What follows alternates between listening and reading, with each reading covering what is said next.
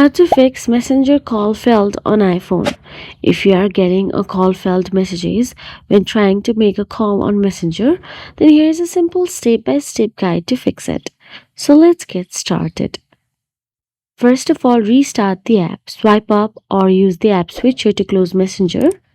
Then all you have to do is open it again. After that, simply check the internet connection. If you are on Wi-Fi and call fails, then try switching to mobile data or do the vice versa.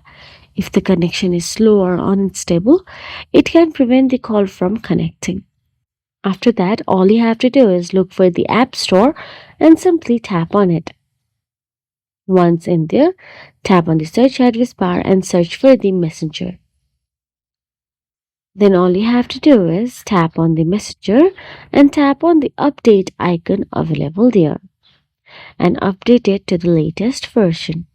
Once done so, go back to the home screen and all you have to do is long press on the messenger and delete the messenger app and reinstall the messenger app on your mobile device.